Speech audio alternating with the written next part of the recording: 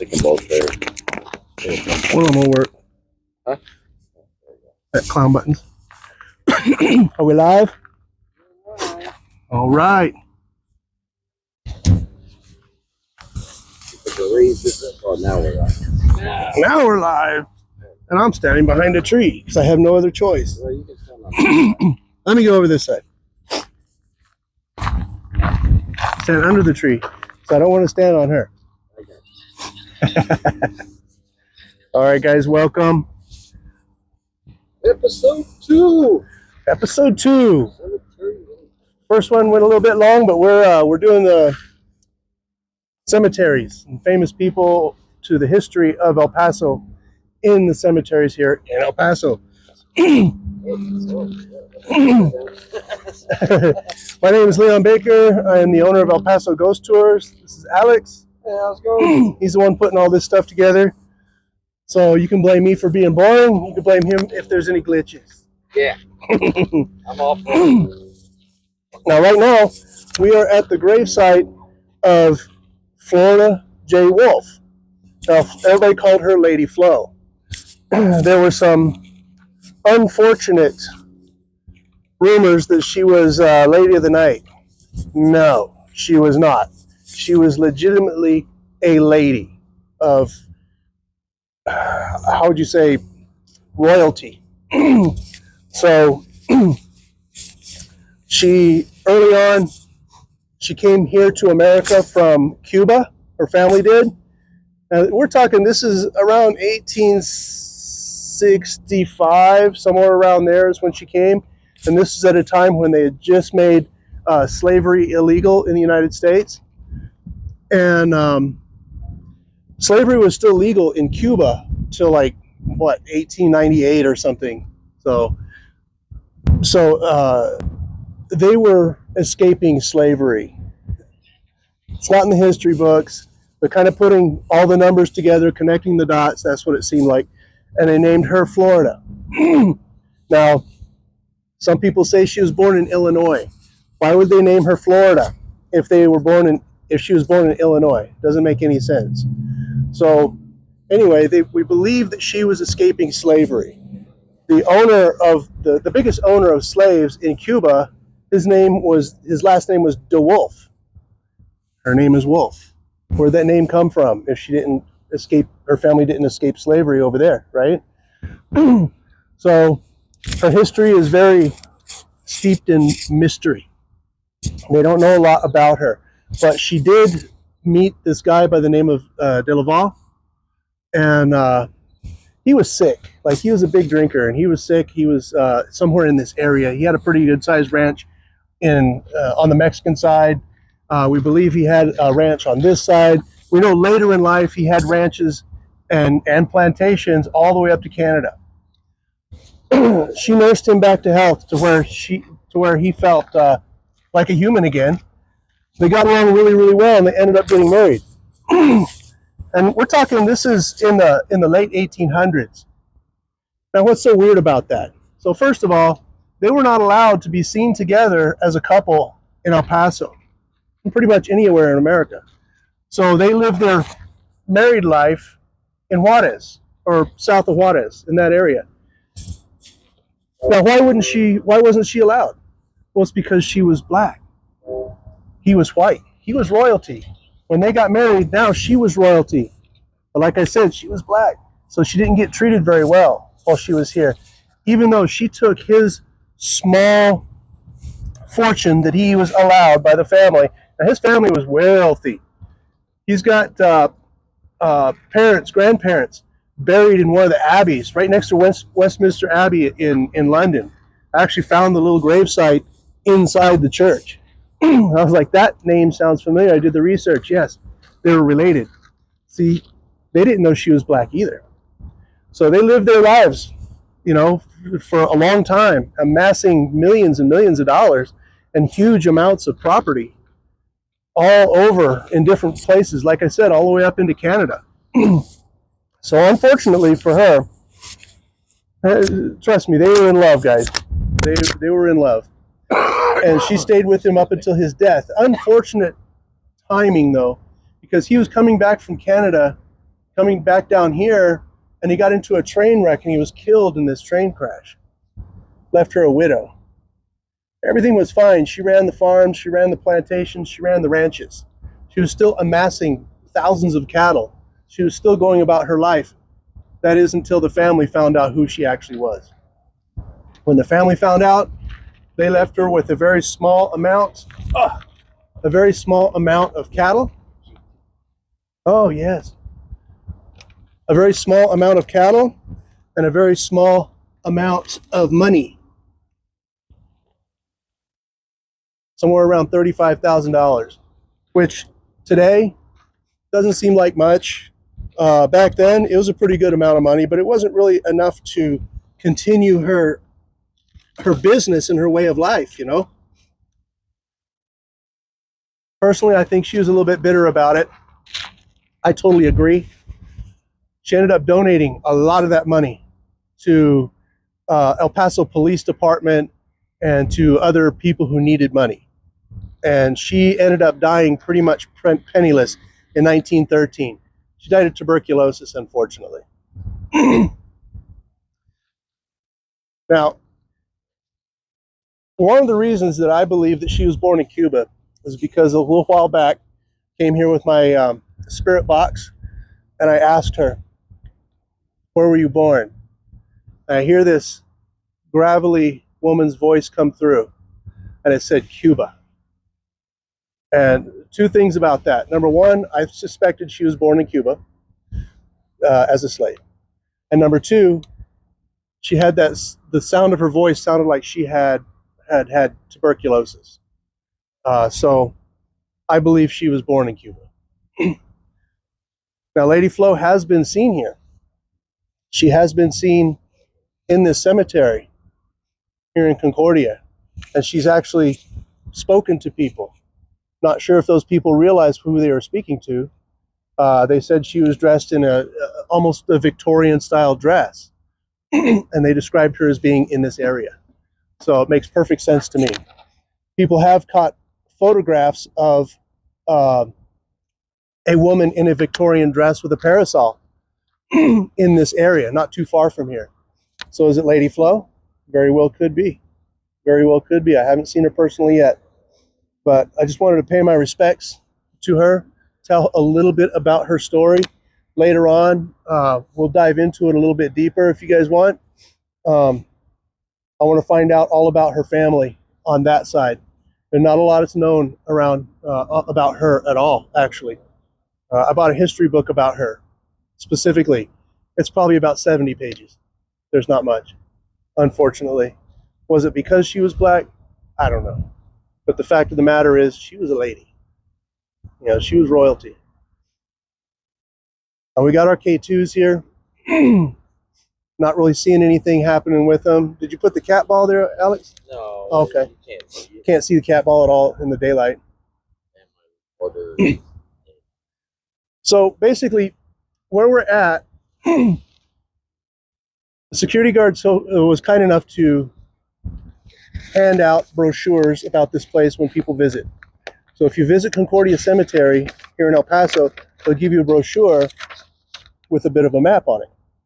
Map's kind of hard to understand, but once you kind of get your bearings about it, you'll be able to tell where you're at. Right here where we're at is kind of the edge of the black section, as they call it. That's where African Americans were buried. They're segregated even in death, all the way over here. And you can see not a whole lot is out there. So we're pretty sure there are remains buried underneath the ground out here. We're just not sure where they're at. So a lot of those stones were made of wood. A lot of the markers were made of wood, and that wood just vanishes within a very short period of time here in El Paso due to the weather. It's not very nice to the limestone markers either. So the wind and the dust, I guess I should say the dust that's blown by the wind eats away at everything. So, and sometimes you'll notice that some of the markers look new. That's because they've had to replace them. Not cheap, not cheap. And the Concordia Heritage Association funds all that stuff. Some other associations also help with it. Historic associations help with funding things like that, especially something like this. She's got a brand new marker and it looks great. I think it should be pretty big, actually, personally, but they do what they can. Now, I don't know if you guys can see it. It says 1860 question mark as to when exactly she was born. That's another clue as to the fact that she was probably born in Cuba during the slave time when she was an escaped slave, essentially. You know, so she went right up the ranks there, didn't she, guys? So that's good. Now we are, like I said, in Concordia. A little bit of background on Concordia if you missed last week's episode. Concordia is almost 80, it's about 60 acres. It's about 60 acres, plus or minus. It's not exactly completely 100% square. There are 60,000 to 65,000 bodies buried here. We're not real sure. The records weren't kept very well. Another little fun fact about the whole thing is that they only kept records on when a body was interred, when it was put in the ground here. If a family came later, said, we want to take that body of our relative and move it to the family plot somewhere else, wherever, in Mexico or Texas or Ohio, they didn't keep records of that. So basically, it could still have a marker and there's nobody there. We don't know. So they just didn't keep records. And not their fault. We're talking, this goes way back to 1860s. Okay, well, the bulk of the burials were started in 1882. Now, the interesting thing about this place is that I'll show you the map. See if you guys can see it. Try not to step on it. Sorry. We're right around here. Now, this is huge. It's all separated. Here's the Catholic section, Catholic section, Catholic section, the Jewish section. You have the Chinese section. You also have the Odd Fellows, kind of like it's like a club for rich people, basically. Odd Fellows were kind of cool. They allowed, it didn't matter what color you were to join. Like the Masons, you had to be very specifically rich at the time. You had to be white. You had to be a landowner, all that stuff. But the Odd Fellows weren't like that. But they're closely associated with the Masons. You also have the Buffalo Soldiers Memorial. Right there where the flag is.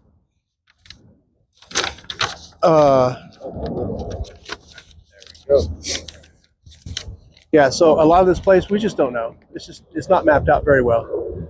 So we don't know. They're still trying to figure it out.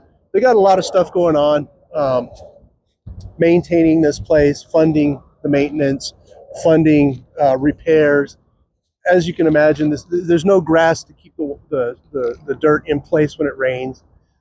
So Patricia, she doesn't own it. She's the president of the Concordia Heritage Foundation, and she comes out here on Wednesdays to look for any damage, to see what needs maintenance. Today specifically, since we were hit with some good rains earlier this week, she's out here looking for sunken graves. And what a sunken grave is basically you have a headstone and a casket underneath somewhere, and that casket collapses eventually, and then it's sunken. So now they got to fill it with dirt. So they do that stuff all the time. We haven't run into any today. I have seen some. So one of the interesting things about this place is that there are ground squirrels. And those ground squirrels, they dig deep into the ground to make their little den. And they know that if they dig down in these places, they can find a little hole in the ground. That's where the casket is. And they like to clean it out. And so when they clean it out, sometimes they bring out remains. So I was told one time, if you see like for instance, a mummified hand laying on the ground, leave it there, let us know. We'll come and take care of it. That is something that would freak me out a little bit, but I guess that's part of the life of Concordia Cemetery. But like I said, here's Florida Wolf, Lady Flo, that people call us, an actual lady here in El Paso. Where else should we go, Alex? Should we take a walk and show people a couple of places? How about the Masonic area? Right on. All right, guys, stand by 1 second. I'll carry the camera. Oh, the K2s. Let me get the key. Where are you? We'll try not to get too far away from Alex. He's got the hot spot. Oh no, that the hotspot was for the. Oh, No, this is on its own. You can walk anywhere you want. oh, right on. Feeling a little weird. He's putting the K2s in my pocket. Woo! Another little thing I noticed here right now. Sometimes you'll see a little lamb. We can walk all the way through the thing and like, Yeah. that's what we can cover next week. Or... Yeah. You can see little lambs on some of these things. That means that they were like an infant when they passed away. Oh, we can go to Cynthia's. Cynthia's. One over there by some Oh, okay. the actual dead cradle, whatever. And you can see this one fell over. This dirt is very soft. Things don't stay upright for very long out here. Which is weird because it's really hard. Yeah. I think it's yeah. And then you find cool stuff like this. Totally came off of One of the stones, right? one of the stones. One of the stones is not here anymore. Got some purple glass here on the ground. So purple glass, I'll put my foot there. It didn't start off purple, guys. Started off clear and the UV rays turn it purple. Takes about 100 years.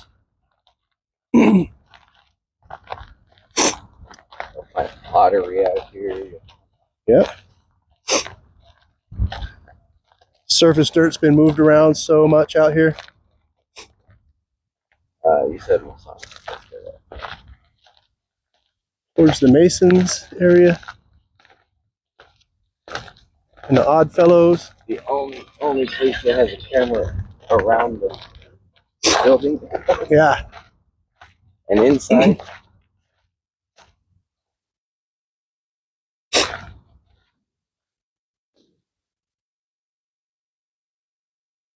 $1865.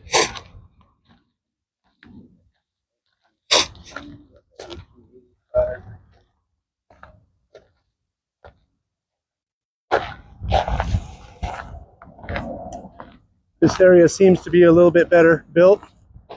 You'll also see a lot of markers that are made of concrete. If a family couldn't afford to use marble or granite or even limestone, they would use concrete. That's 1883.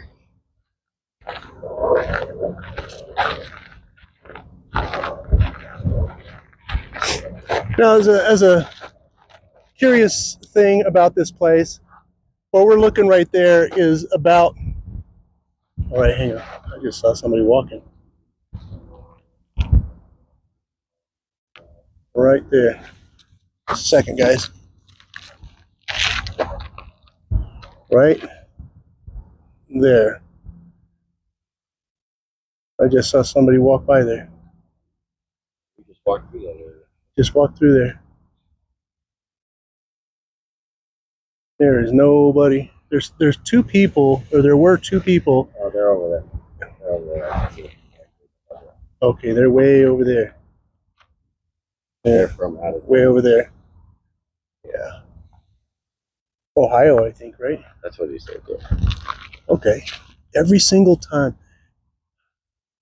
Guys, every single time I come here, I see somebody that shouldn't be there. Or Single that time. isn't there. Yeah. Interesting. Okay. It's happening.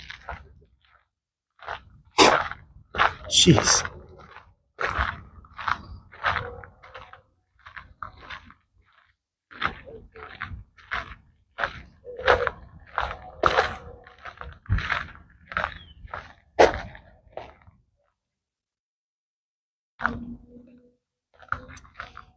It's not a place to come at night. Not going to get any more paranormal activity at night than you would in the daytime, obviously. I always think that's funny that people think it only happens anytime. Anytime, especially here. Whoa. Okay. Make it fall over. Make it shorter so you just hold it? Or... Yeah, let's do that.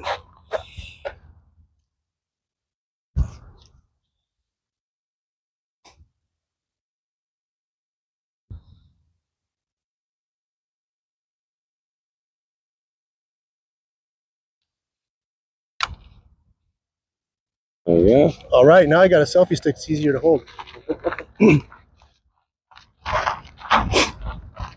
Yeah, don't come out here at night. It's illegal. They got security all over this place. They got some cameras set up in a couple of places. So, that's the Masonic section. What the hell is this? Oh, wait, no, that's the Masonic. This is the Masonic section over here. This is the Odd Fellows over here. That's the probationer's building? That might be. Oh. It's like a maintenance building right there. I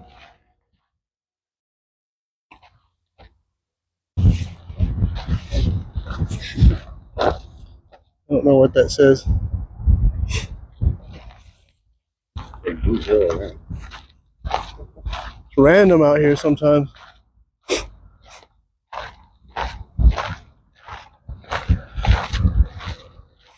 Got some animal scratchings out here.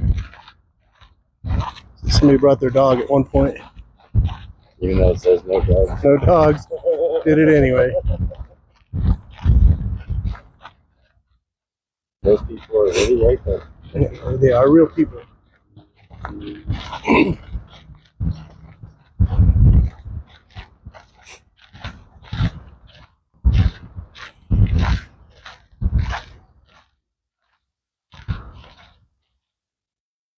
Now there is L&J Cafe.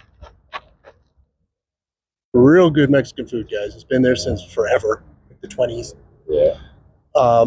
The cemetery did go beyond its walls. I went beyond I-10 too. Yeah, I went past I-10. That's I-10. That's the highway. But rumor is one of the first mayors of El Paso is buried under the street in front of L&J's Cafe. Oh, brown squirrel. Brown squirrels. Yeah. Well, that was close, but... Oh, there's one right there. That one does go into the ground.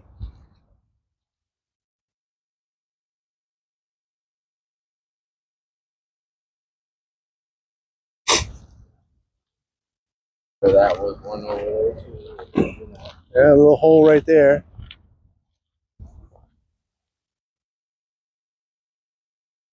There are holes all over this place. Look. This is George Look's family.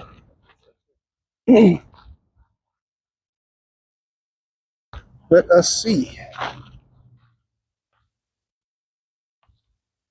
Now, the Look family was here a long, long time, guys. There's George. Let's see. Hello, George. So George actually wrote a... All right, guys. George Look. Okay. Right there. Oh, that might have gone too far. All right, guys. George Look I gotta take a picture of this.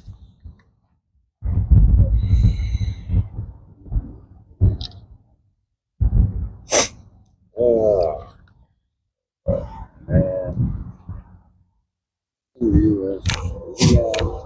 Here we go. Yes, discovered it.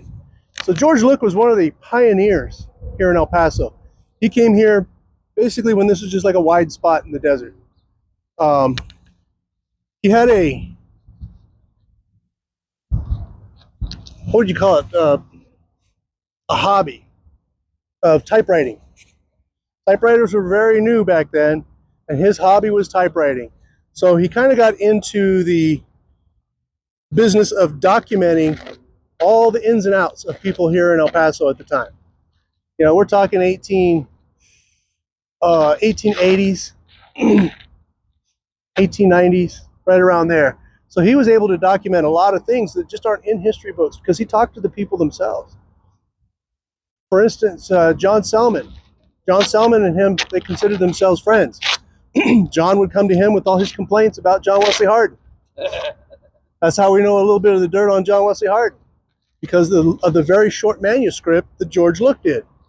I can imagine it was pretty difficult back then using the brand new typewriting machine to write a whole bunch of stuff, you know, plus parts and ink and paper and that sort of stuff just wasn't easy to find back then, especially here. But George Look said he came here, probably in the I think it was 1870s. And I believe it was from St. Louis, Missouri. I might be wrong on that. We'll fine tune it later on. Yeah, he wrote all this stuff. He was there when Dallas Stoudemire was shot and killed.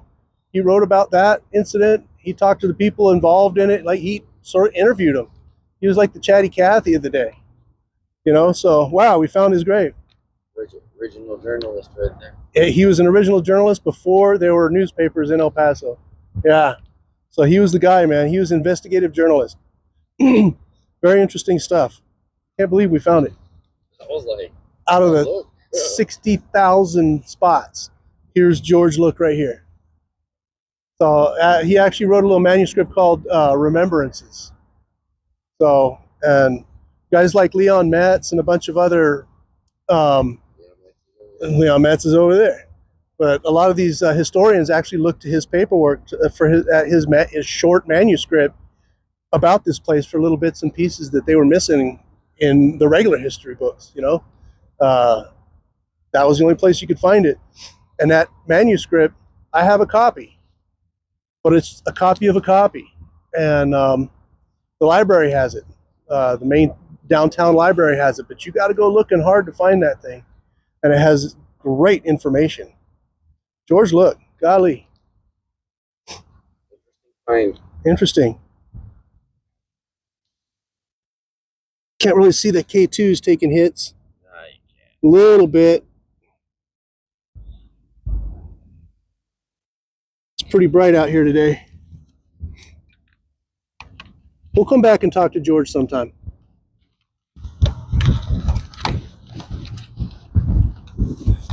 Thank you, George. Man,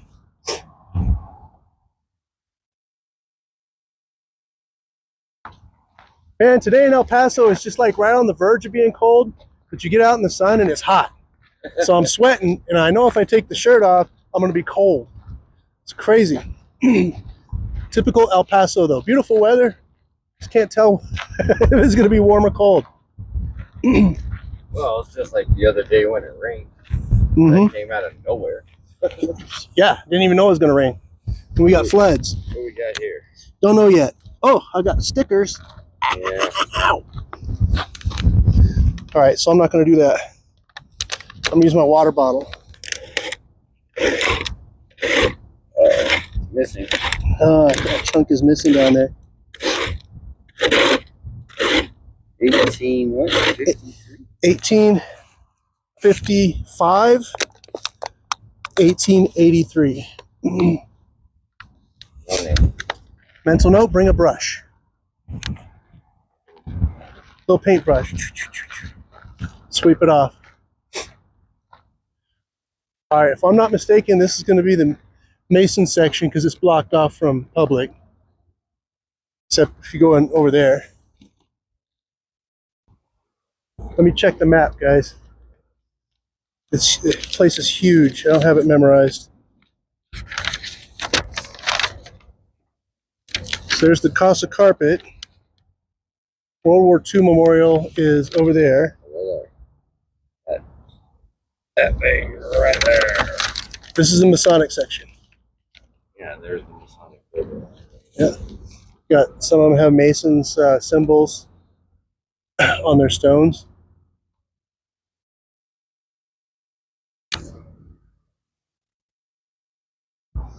Most of the people buried here are just run-of-the-mill regular people, just like us, you know. But then every once in a while, you find somebody like George Look. I know I'm missing a lot. Everybody's got a story. Everybody's got a story. And the Mundy family right there. Yeah, there's the Mundy family. Everybody's got a story. Some stories are more fabulous than others. Got some cats over there. Powers family.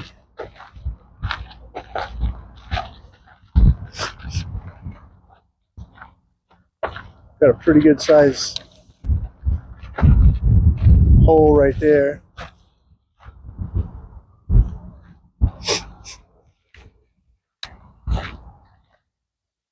There's Dave Crockett.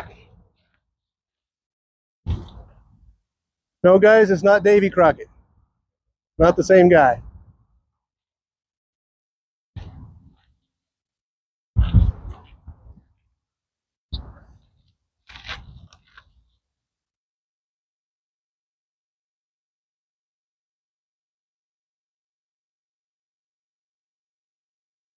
Stevenson Road. This is the main road that runs from the front gate all the way down here. Here's the Crosby mausoleum. Now, Crosby, Josiah Crosby, he was actually here all the way in the 1850s. He had a little bit of a ranch in what is now downtown El Paso, sort of on the eastern part over by Kansas Street. They actually filled in what they call a duck pond in the area. So it was like a sort of a shallow pond. They're all over the place out here back then. And he filled that in, and that was like his property was over there. This guy actually held a lot of, or he had a lot of influence after the Civil War. So what happened was the territory of New Mexico seized all of the land belonging to anybody who supported the Confederacy during the Civil War. Now, being that this is Texas and not New Mexico or the New Mexico territory, they couldn't do it. This was out of their jurisdiction, but they did it anyway. So Mr. Crosby was an attorney. He was actually an attorney since he was a teenager, guys. The guy was brilliant. He became an attorney, I believe, at the age of 16, if I'm not mistaken. And anyway, he fought that legal battle and got all the lands and properties returned to the rightful owners. And it took him a couple of years to do it, but after the Civil War, it was a mess, legal mess. People who sided with the South lost their citizenship, and they had to reapply for their citizenship to become American citizens again. They had to take an oath and everything. So Mr. Crosby is one of the guys that helped get all that land and all that property back. So I would say he's one of the good guys. Not everybody that was on the side of the South was a bad person, you know, but all these families, man, they lost all their entire houses and everything, and he got them back.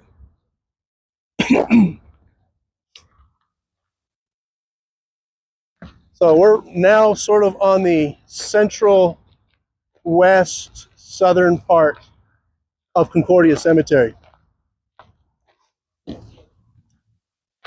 This is a flooring business right here.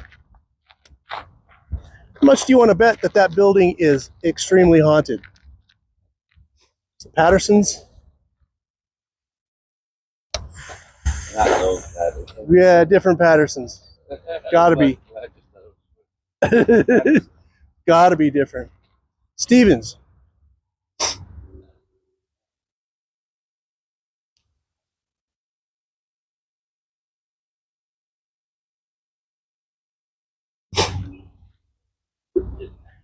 Richard Stevens. So if you had a mausoleum like this, then you were pretty wealthy. I was trying to see if it was Stevenson. It's not Stevenson, it's Stevens. Security guards driving around out here. I would be so nervous to drive around out here.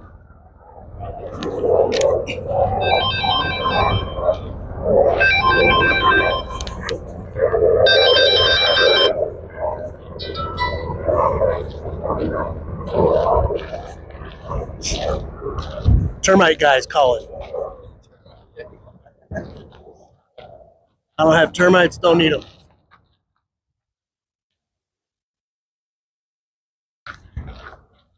So right now, guys, we're just kind of doing an exploration. Like I said, this place is huge. We've covered maybe a third of it. That's it. Probably maybe a quarter of it.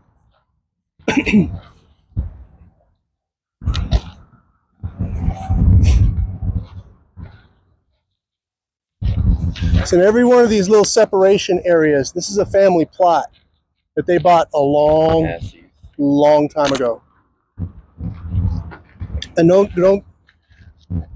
get it wrong. Just because you don't see a stone in there doesn't mean there's not people in there.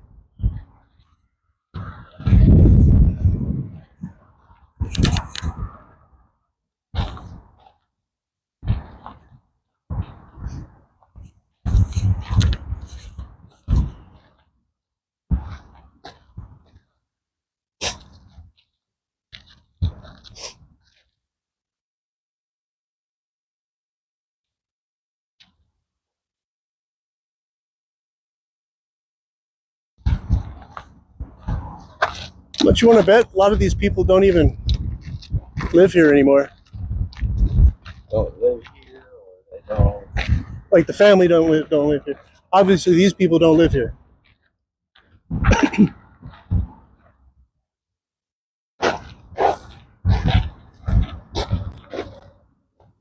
There's actually one over here that's kind of interesting. Caples. I thought we were gonna hit too. Leon next. Oh yeah, let's go to Leon's. Somewhere over there. I think it's the big brown one over there. Oh yeah, that makes sense. Only been a year since I've been out here. Remember this?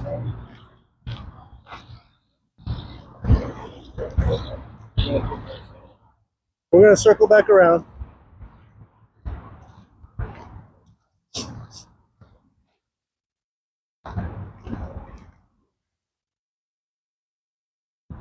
Now, guys, whenever you see something like this, this is a veteran's stone. Like this person, his name is Harley E. Reynolds. He was on the 1st Idaho Infantry during the Spanish-American War. Kind of gives you just a slight idea who they were. Government pays for those stones. Maybe one day I'll have one. Yeah, at Fort Bliss. Maybe right alongside with you.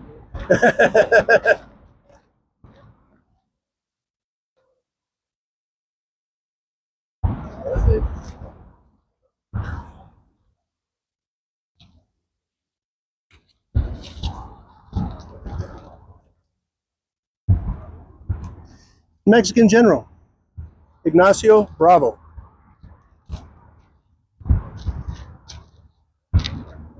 Now they say that the one of the presidents of Mexico is buried here somewhere. Not sure where, maybe we'll find it. That was during the Mexican Revolution. So when he passed away here, and he was kind of an enemy of the state in Mexico, so they didn't allow him to be buried in Mexico. I don't know where he's buried. I don't know if they moved him or not. Pinto Lane. Funny stories about Father Pinto. I just don't know him right now. I do know that I believe it was the Villistas, Pancho Villa's guys during the Mexican Revolution, kidnapped Father Pinto. And they wanted him. Yeah. and they wanted a whole bunch of money, and he ended up getting nothing. Basically got him like a trinket for his release. Nope. It's somewhere over here though. Apparently he's stoned because she said It hasn't settled yet. no, she said that the city paid for it.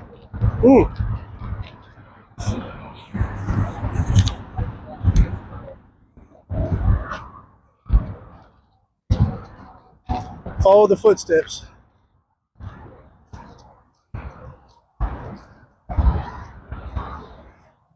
Well, that's not it. Somewhere out here. It is, isn't it?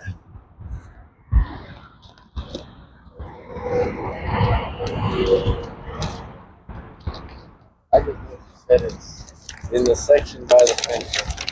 Yes. It's not on the map. It's an older map.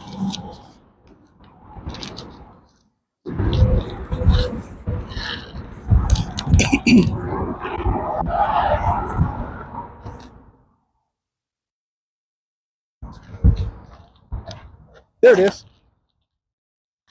Taking it over. It's right here.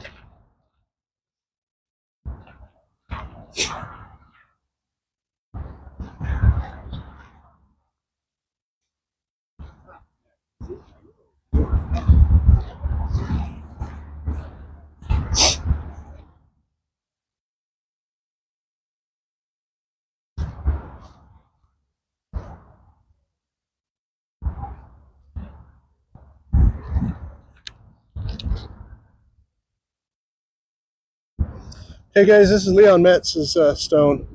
This is where he's laid to rest. Now, I don't know a heck of a lot about Leon Metz. Just what I was told. He was a prolific author, historian author. I know he used to work at, I believe, UTEP, and he worked in the library, so he had access to tons of historic stuff. Tons. And so he was able to, hey, Alex, I'm missing a backtrack. Anyway, we were, he was a huge historian, wrote tons and tons of books. I mean, this guy's stuff is second to none. Very, very good stuff. All the way back into the 1960s when he was writing. So, anyway, he ended up passing away, and this family right here, Cantwell family, donated a little piece of land for his burial.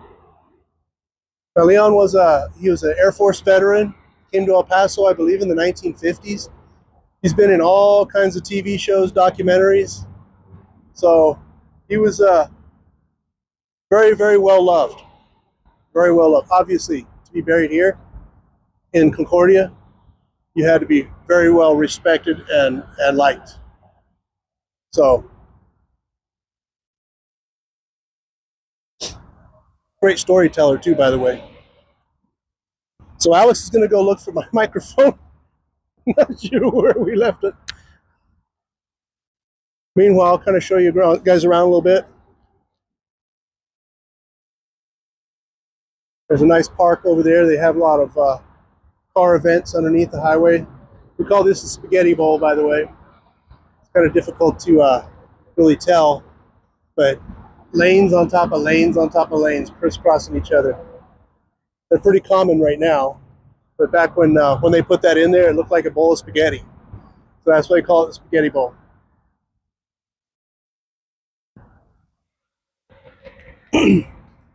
All right, so I'm gonna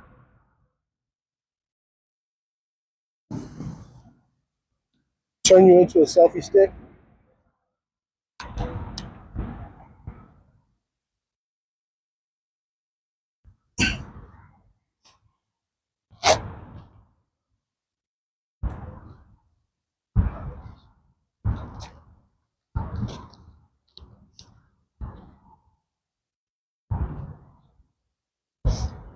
There's that flooring place right there. I can almost guarantee you there's some bodies underneath there.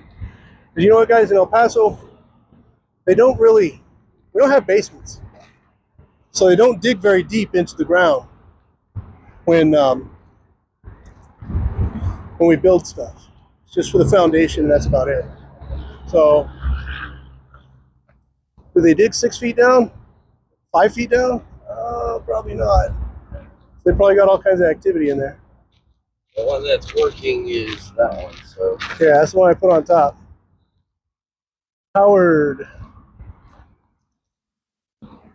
Now, I'm pretty sure Tilly Howard is actually buried over there on that other cemetery on the other side. Rest lawn.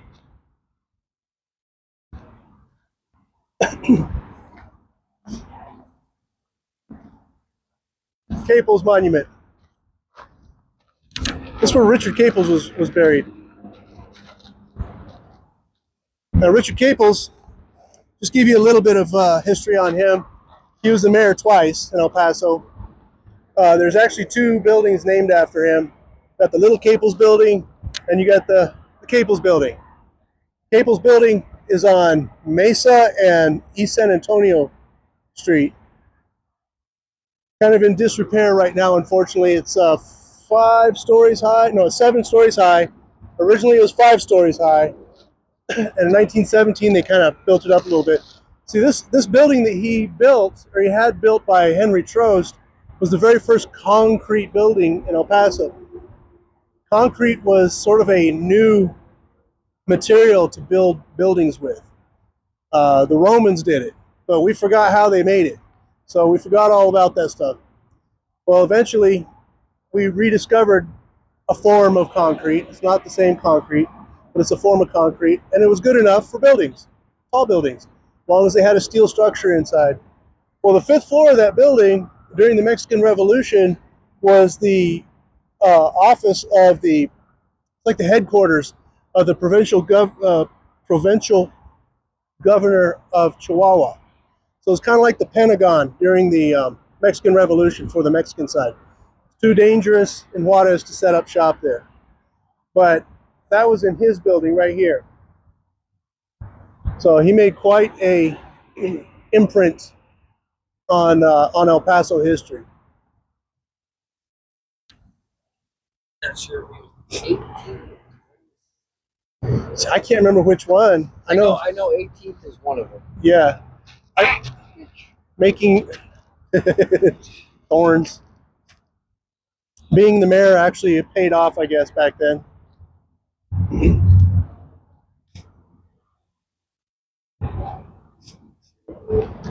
Now, this is an interesting one. We don't have to set up or anything, but you notice that these headstones right here of the Zamorano family are very nice. It's because they're in the family business of making headstones. So they actually go all out for their family members.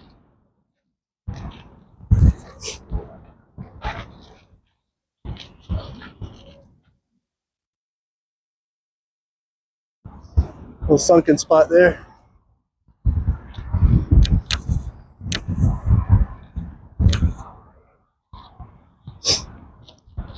That one's already marked out.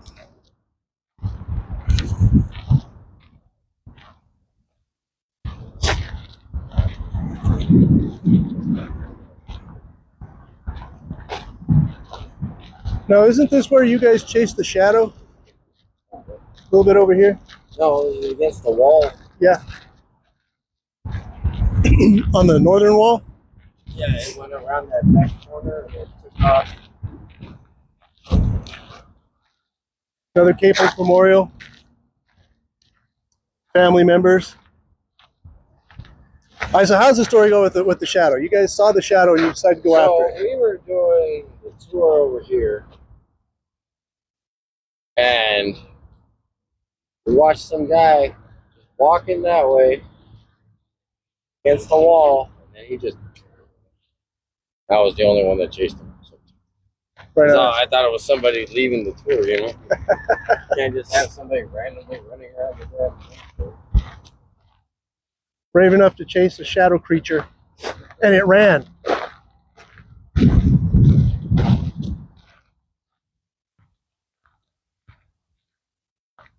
So I think next time we do this, we should go off into the random parts. Back there? Back in the back. And this way we can kind of show people that area over there. Still walking. Yeah. Yeah. We're not even an hour in. All right. Yeah. We walk this way. Cut through? Yeah, we're just going to cut through. But like I said, we're doing the tour over there. I forgot what grave it was or somebody. It was like over that way. I just see some guys standing right here when you just start walking that way.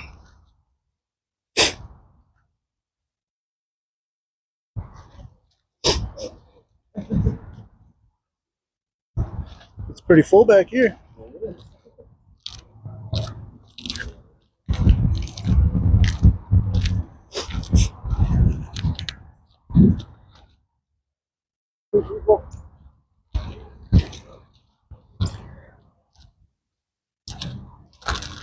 There are some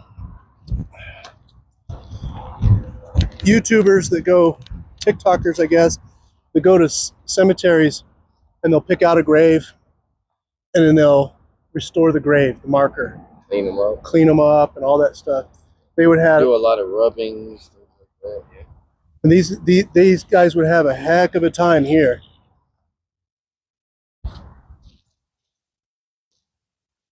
That was weird. Yeah, we were probably past that tree right there. Yeah. Here. Like in this area. He just goes that way. And then he went around that corner. We'll go by the corner right now.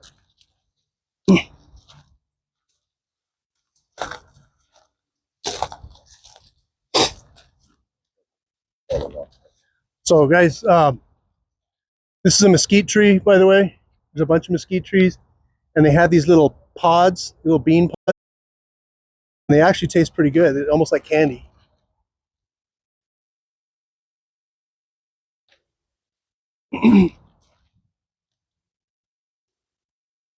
They cleaned this one up today.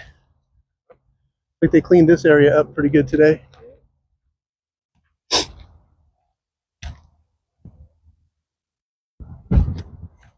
It's crazy how packed all these stones are together. Some of them are metal. They got their names on there. The metal will last forever, the paint doesn't.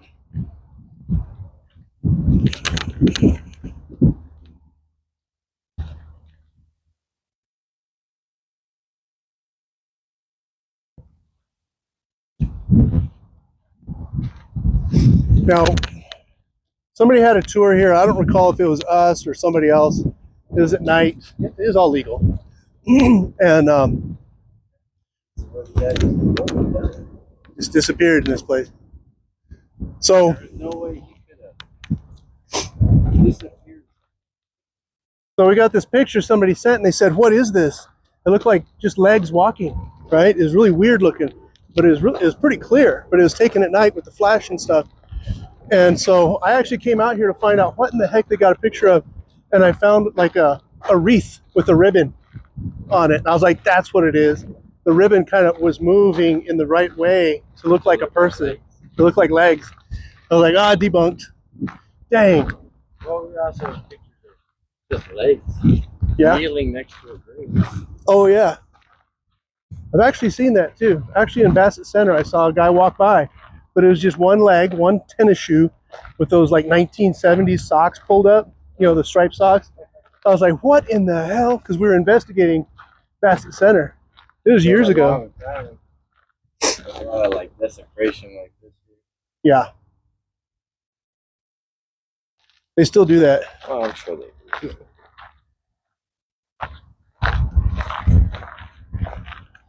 This back there is all poppers, though. That's the Jewish part, right? Okay. Yeah, you can show them inside. Little gap in the tree. Find a bigger gap. Yeah, not much of a gap. As you guys can see, it's nice. It's very nice back there. Well taken care of. They got water. Look at all the ground squirrels. Been digging. Coming up with treats.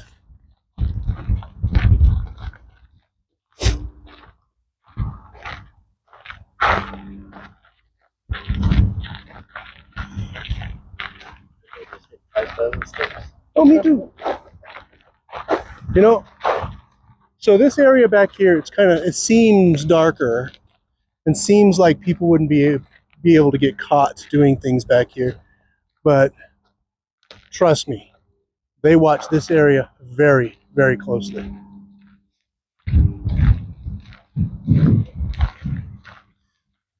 A lot of ground squirrels been digging. Wouldn't surprise me if we find some.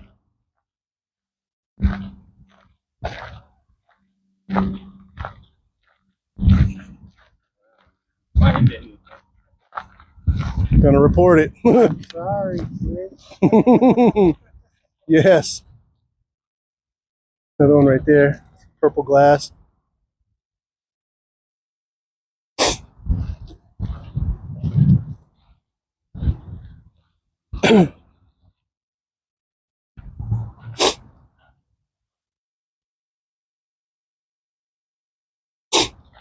So it's not uncommon to uncover a forgotten grave out here, especially like right now after the rains and stuff. They are so tightly packed here. Thanks, Patricia. Yeah, I think she did.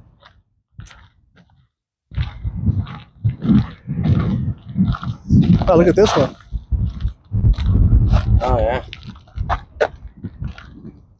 Made of steel. Yeah. That's not going anywhere. Guess they got tired of seeing their stuff like that. Yeah, all falling apart. Like that. Let's find a gap cut up north. Well, over here. Tight, huh? I think this is the only path on the We'll probably just cut straight across. Yeah, as long as we don't step on anybody. Try not to. Probably. There's probably people buried on top of people out here, guys. Okay. That's interesting.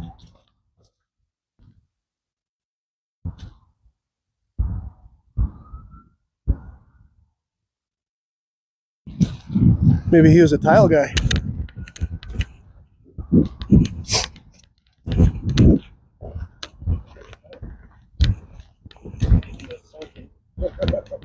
Kids have been walking through here.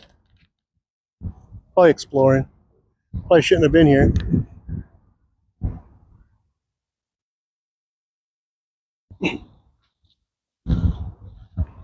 Say it was probably yesterday. Last 2 days.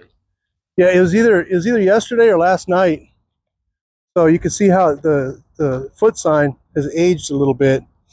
So it definitely wasn't today, unless it was real early this morning. So we got just a slight bit of breeze.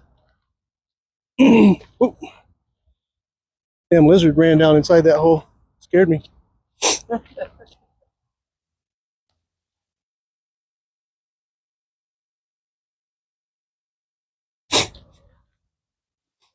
And yes, guys, I can read footprints.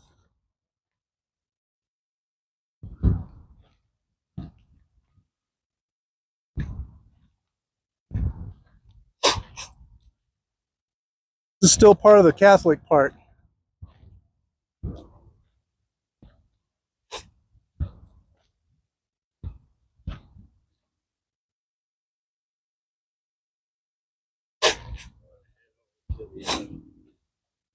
Pardon? We want to head over to what's the name? The Ranger. Ranger.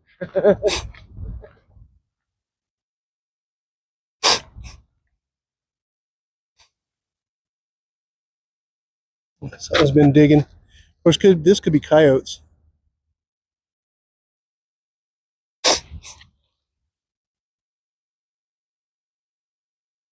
Yes, ladies and gentlemen, I did say coyotes.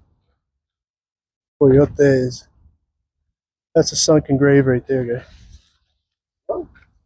Right here. All the water washed down. Ground's kind of soft here too.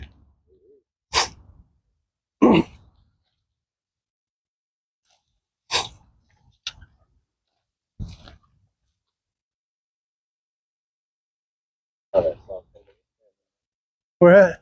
Right over there. You see where that tree is right there? The big one? The big one? Yeah.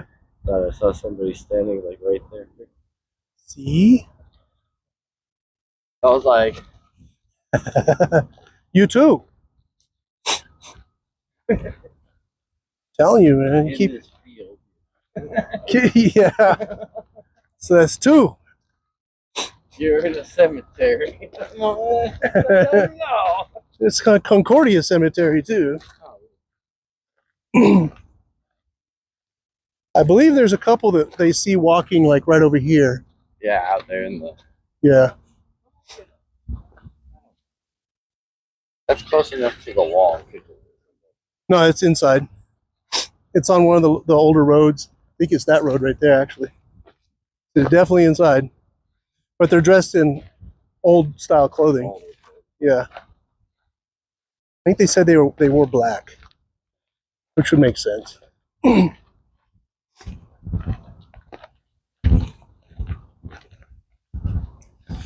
Oh, it's hard not to step on people's graves. A place like this. Yeah. You just got to kind of shoot between them. Hope you're not. Golly.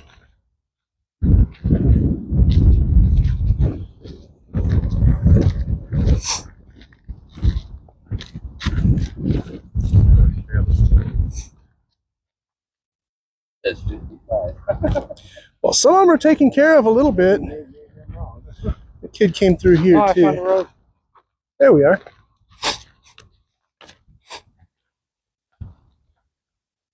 Right there by that tree right there. I saw somebody.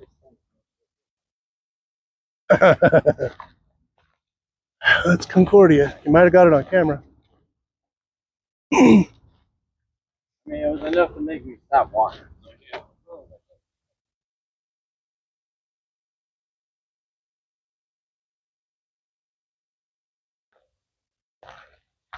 Well, let's see if we feel anything back there. When we were walking along that wall over here, I felt a little bit of a sort of a surge, you know? Really weird. Made me almost dizzy for a second. Could be a portal. Not sure I believe in them, but you know. Another ground squirrel. Something living inside there. Yeah. Be a place you look for remains.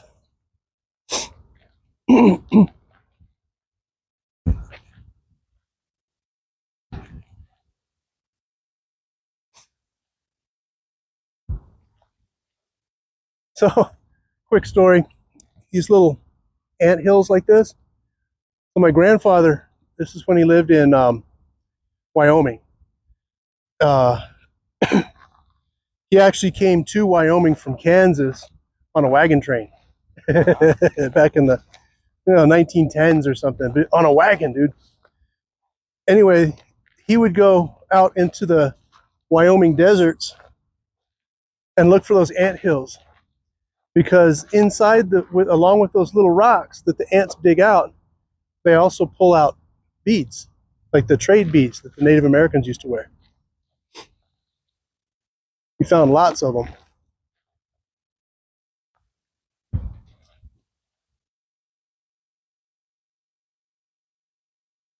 I'm not seeing any footprints. I don't either.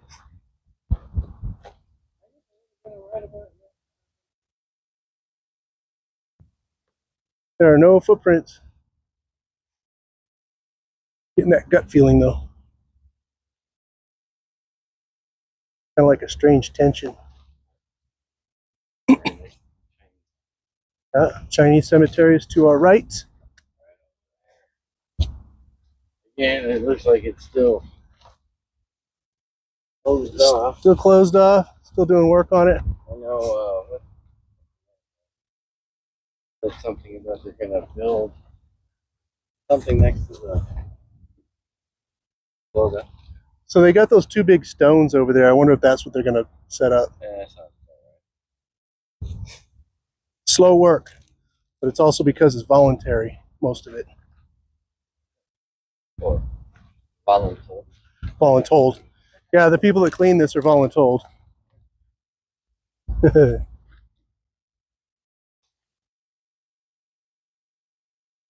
know what's funny? They're technically required because of their choices in life. Yes, they were. A nice way of wording that. You don't see any rabbits. Now, another thing I want to bring your attention to, guys.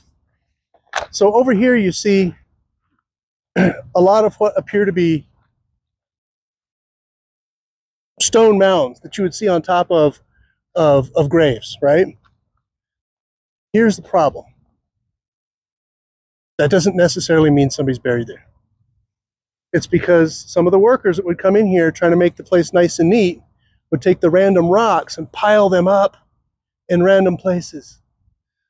Another example of that is right across the little road right here. All the kids are. Yep. These are all the kids that were buried here during the Spanish flu. Spanish flu hit kids the worst. So a lot of these places are not actually the location of graves. Some of them that are marked, yes, they are. But over here you see some random ones, and the workers just decided to make it nice and neat. So they don't mark anything. Some of them. Again, here's the Mormon section.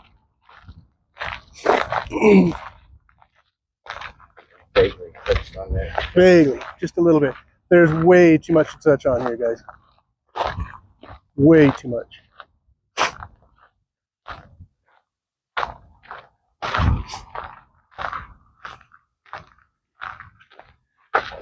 Now, if you're out in the El Paso area,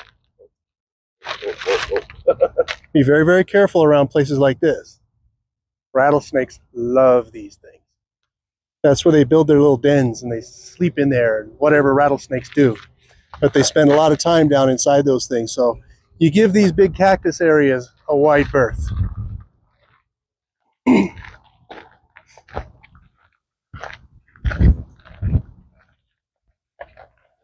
Non-potable water. And you see, they use it so often. Yeah. All right, guys, we're coming back to the John Wesley Hardin gravesite.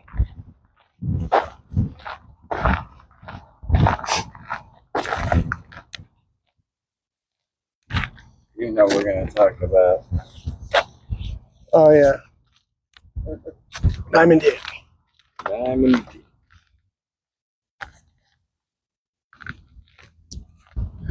Ernest St. Leon. Ernest St. Leon.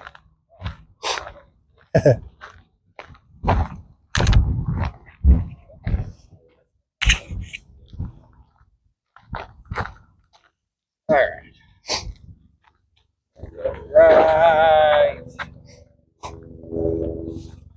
So this guy, everybody called him Diamond Dick. So I haven't really researched him too much. I researched him a while back, and they say he was a hell of a lawman, guys.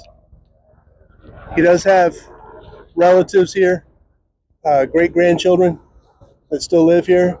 Some people say they look a lot like him. So, but this is where he was interred. And you can see this thing looks brand new because they actually did this for him. Like, they're proud of their great-grandfather. He died in 1898. He's by far not the only lawman out here. There's a whole bunch of them. And again, you have this, Royal T. Whitney, to the left of him, to the right of him. Company B, 9th Maine Infantry. So he passed away in 1898. Good chance he was possibly a Civil War veteran. Doesn't really say. Did you get scratched?